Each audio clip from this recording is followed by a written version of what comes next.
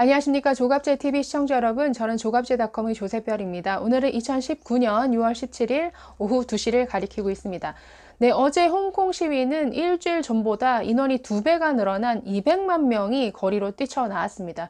이 규모는 홍콩 내에서 일어난 시위 중에 최대 규모의 시위가 됐는데요. 1989년 중국 천안문 사태를 지지하기 위해서 모였던 150만 명의 시위보다도 더 큰 규모로 진행이 됐습니다. 그 전날 캐리람 장관이 사실 기자회견을 했었죠. 그래서 문제가 된 송환법, 즉 범죄인 인도 법안의 잠정 중단 발표를 했습니다. 그럼에도 불구하고 이제 당시 기자회견에 잠정 중단이지만 해당 법안의 완전한 철회는 아니다라고 선을 그었습니다. 그래서 이에 분노한 이러한 시민들이 다시 한번 뛰쳐나온 것이죠. 그래서 어제 시위에서는 해당 악법의 완전한 철폐, 그리고 캐리람 장관의 하야, 홍콩의 자유 보장, 이러한 구호들을 외쳤습니다. 자, 그래서 어제 있었던 시위 이모저모를 조금 정리를 해보려고 하는데요. 자, 어제 시위는 사실 비가 오는 중에 시작이 됐습니다. 그래서 처음에는 사람들이 그 우산을 들고 335 모이기 시작했는데 12시경부터 사람들이 한쪽에는 하얀색 리본을 달고 또 흰 국화꽃을 들고 그리고 시위 이끄는 단체의 권고에 의해서 검은색 옷차림으로 사람들이 모이기 시작했습니다. 이 검은색 옷차림을 입은 것은 일명 이제 상복 시위를 하는 것인데 그 전날 이 악법 철폐를 요구하면서 고공 시위를 벌이다가 추락해서 사망한 사건이 있었죠. 한 명이 사망했습니다. 그래서 그분을 추모하는 이런 의미를 담아서 정말 검은 상복의 시위대 이 물결을 이뤘는데요. 이 정오부터 모이기 시작한 사람들은 시간이 가면 갈수록 점점 늘어났습니다. 그래서 3시 이후에 엄청난 사람이 모여들면서 처음에는 144만 명이 시위에 참여했다라고 이렇게 보도가 됐다가 나중에 자정까지 이어진 이러한 시위로 이어지면서 결국 200만 명이 넘는, 그러니까 시간이 가면 갈수록 더 많은 인원이 모여들어서 홍콩 중심부를 정말 꽉꽉 채우는 이러한 진풍경을 만들었습니다. 그래서 사실 빅토리아 공원을 출발해서 이 정부 청사가 있는 애드미럴티까지 4km 구간을 이렇게 행진을 했는데 이 시위대 그 선두 그룹이 그 도착 지점에 도착했을 때 빅토리아 공원에 있던 사람들은 아직 출발도 못하는 이 정도로 많은 사람들이 모였습니다. 그래서 우리나라 뭐 87년도 60 뭐 항쟁 때 이 시청 앞 서울역에 많은 사람들이 모였지만 사실 그때 우리 대한민국의 이 인원과도 비교할 수 없는 인원이 사실 모인 것이죠.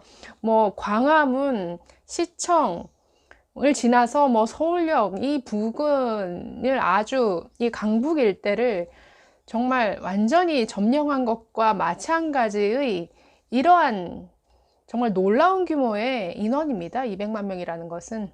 자, 이 시위가 시작되면서 이 홍콩 언론들은 유튜브와 페이스북과 같은 그 SNS를 통해서 시위를 생중계했습니다. 생중계 영상에는 이 전 세계 네티즌들이 실시간으로 홍콩의 자유를 지지한다라는 이러한 댓글을 계속 달기도 했습니다. 사실 이 홍콩 언론이 중국 자본에 의해서 많이 이렇게 장악이 됐죠. 그래서 이 홍콩 시위와 관련된 영상이라든지 사진, 기사가 올라올 때 굉장히 많이 삭제가 됐습니다. 그리고 중국 당국에 의해서 뭐 포털 사이트라든가 중국 언론에 대한 접속이라든가 이러한 뭐 계정 접속이 차단되는 일도 비일비재 했었습니다. 그래서 이 홍콩 언론은 자체적인 이 뭐 유튜브를 통한 이러한 생중계를 병행했던 것 같습니다. 또 뭐 일부 시위대는 2014년 우산혁명의 상징인 어떤 우산을 펼쳐들고 행진하기도 했고요. 또 시위대 인파가 너무 많아지니까 이 안전사고를 우려해서 홍콩 지하철은 뭐 시내 이 시위 구간을 무정차 통과하기도 했고요. 또 중국에 대한 반감이 노골적으로 드러났습니다. 자, 사진을 보시면 대공보라고 적혀 있는데 저것은 친중국 성향의 신문사입니다. 이 대공보사가 운영하는 대형 전광판이죠. 한때 저 전광판에 홍콩 당국을 지지한다라는 이 중국 외교부의 성명 내용이 이 전광판에 나왔습니다. 그러자 이 지나가던 시위대들이 이 대공보 전광판을 향해서 계속 야유를 퍼붓고 아주 적대감과 분노를 표출했습니다. 그래서 이 시위대의 야유에 못 이긴 이 대공보사 측은 이 전광판 운영을 중단했죠. 그래서 전광판이 나오다가 이렇게 저렇게 흑백으로 꺼지자 야유를 보내던 이 인파는 함께 환호성을 지르는 이러한 일도 있었다라고 합니다. 자, 그래서 오후에 시작된 이 시위가 저녁을 넘겨서도 계속 인원이 더 불어나고 더 커지자 위협을 느낀 이 캐리람 장관은 다시 한번 더 두 번째 기자회견을 열고 공식 사과했습니다. 그 전날에는 법안 처리를 잠정 연기한다라고 하면서 사실 사과의 제스처는 취하지 않았는데요.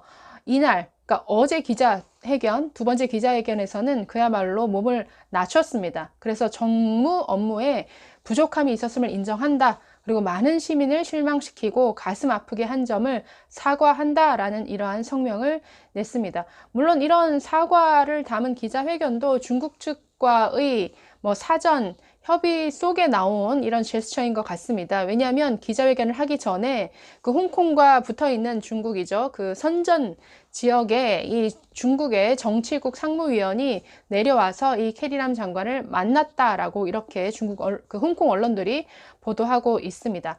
그래서 이 홍콩 지도부도 이 홍콩 시위를 얼마나 부담스럽게 느끼는지를 여실히 알 수 있죠. 감히 강경 진압을 할 수 없는 것이죠. 왜냐하면 전 세계가 주목하고 있고 이것이 어떤 경제 문제도 아니고 정말 인류의 보편적 가치, 인권에 관한 문제이기 때문에 중국 당국으로서는 더욱더 치명적입니다. 사실 1대1로 정책을 통해서 전 세계를 중국화하려는 어떤 패권주의 야욕 이런 것들에 대해서 그게 아니다라는 이러한 어떤 이미지 제고에 굉장히 애를 쓰고 있는데 사실 이 홍콩 시위를 통해서 중국의 본질이 점점 전 세계에 사실 널리 알려진 계기가 됐죠.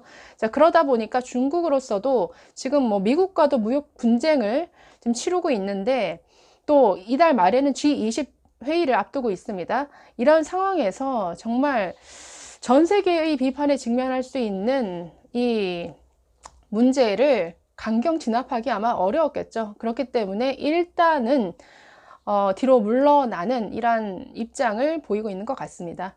이 시위를 처음에는 폭동으로 규정하고, 그러니까 조직화된 폭동이라고 규정했던 이 캐리람 장관은 굉장히 많은 비난에 지금 직면해 있고 정말 지도력을 상실한 상태이죠. 그렇기 때문에 야당 그리고 시민단체 등이 앞서서 이 사퇴를 계속 요구할 것으로 보입니다. 그리고 홍콩 시민들의 머릿속에 이 캐리람 장관을 비롯한 지금의 홍콩 지도부는 이 중국 본토의 꼭두각시다라는 이러한 생각이 너무나 강하기 때문에 글쎄요, 캐리람 장관뿐만 아니라 이 지도부의 사퇴까지 요구하지 않을까라는 것이 예상이 되고 있습니다.